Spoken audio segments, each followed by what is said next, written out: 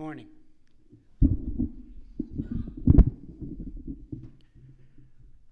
Ron Paul helped many people discover libertarian ideas in his various presidential campaigns.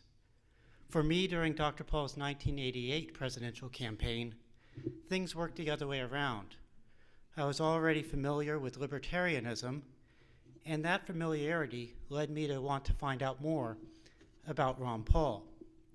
When Dr. Paul came to San Antonio, Texas, where I lived in that campaign, I went to find out more about this man who is seeking the presidency under the Libertarian Party banner.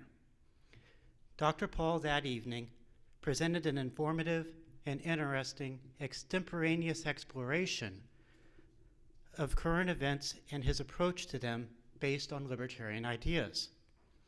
One of the things I valued most from that evening was a pamphlet written by Dr. Paul that I brought home with me.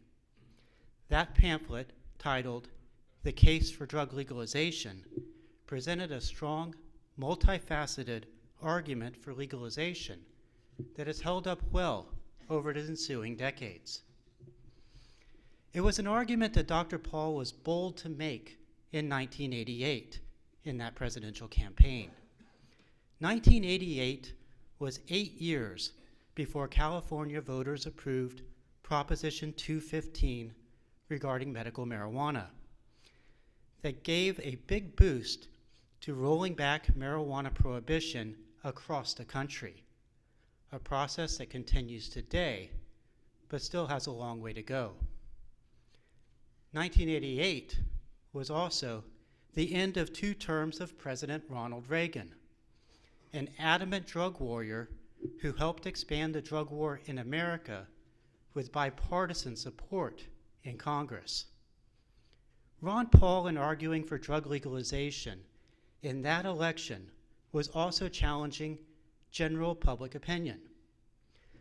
A Gallup poll places support for marijuana legalization at 66% countrywide in October of last year. In contrast, support was under 30% in Gallup polls nearest to 1988. Back then, Gallup didn't even poll on the issue each year. Why bother? Legalization was not happening anytime soon. Of course, an even smaller minority of Americans in 1988 supported the more radical proposition of legalizing all drugs. But there was Ron Paul in 1988 in San Antonio and campaign stops across the country saying that the entire drug war should be terminated. To boot, one of the handouts from the campaign was that extensive pro-legalization pamphlet. That pamphlet helped show me and other people that Dr. Paul was the real deal in his support for freedom. Indeed, one of the most important things Dr. Paul said in that pamphlet, The Case for Drug Legalization, was that he emphasized that ending the drug prohibition is, as he put it, a policy based on the American tradition of freedom. Sure, there are many pragmatic reasons to legalize drugs, several of which Dr. Paul discussed in his pamphlet and on the campaign trail. But fundamentally, the case for drug legalization is a case for respecting people's freedom. This emphasis on freedom is principled. It also is likely critical for the ultimate success of any effort to end the war on drugs completely. Consider marijuana legalization, which is now the law in 1 in 5 states in America. Practical arguments have helped bring about that legalization. But I believe the biggest driver for legalization has been that people have developed the opinion that whether they think it is the right choice or the wrong choice, the freedom of other individuals to use marijuana is something that government should respect. Dr. Paul's freedom case for ending the drug war extends beyond emphasizing that freedom to use drugs should be respected. Ron Paul wrote in his campaign pamphlet that what the government was really doing in the drug war was assaulting civil liberties in the name of fighting drugs. Ron Paul was declaring in his 1988 campaign what many people have come to understand in the years since. The war on drugs is a war on people.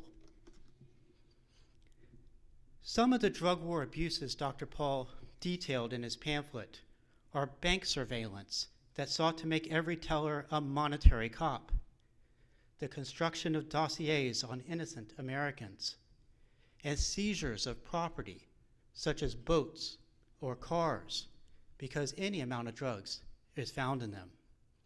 Such rights abuses in the name of the drug war have continued and intensified in the years since.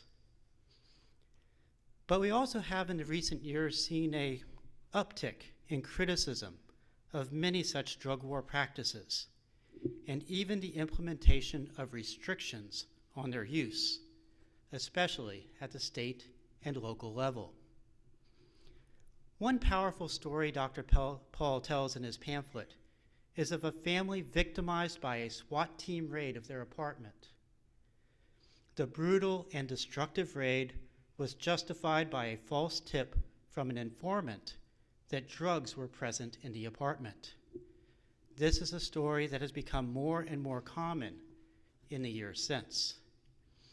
Eastern Kentucky University professor Peter B. Kraska, testifying at a hearing of the United States Senate Homeland Security and Government Affairs Committee in 2014, identified the late 1980s and early 1990s as a period in which the growth of SWAT teams took off in America.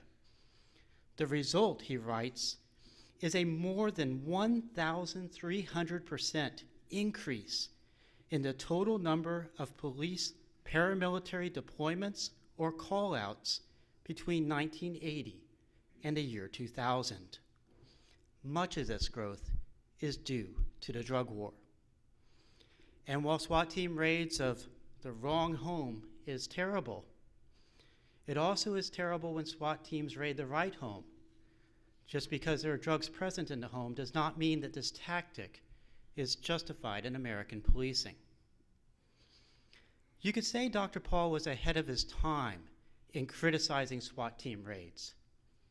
He was similarly ahead of his time in condemning in the pamphlet an elderly widow who was thrown in jail for possession of 4 marijuana plants, despite her doctor saying she needed to use marijuana to deal with her glaucoma. Back in 1988, there was little common understanding of the variety of people who can obtain relief for their medical problems from using marijuana.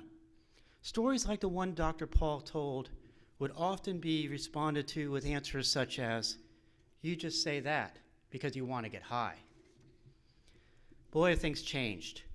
And they have only done so because people like Ron Paul, a doctor, as well as a political candidate, were willing to stand up and publicly defend the medical use of marijuana, leading the way to the situation we now have, where the majority of states have legal marijuana, in fact, 2/3 of the states, and the issue of medical that issue of medical marijuana is overwhelmingly supported by the American people. Dr. Paul also addressed head-on in his 1988 campaign pamphlet some of the ulterior motives for the drug war in America.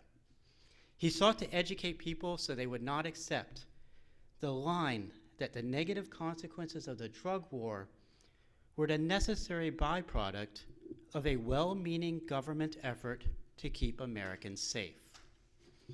Ron Paul bluntly stated his general opinion for why the U.S. government was pursuing the drug war.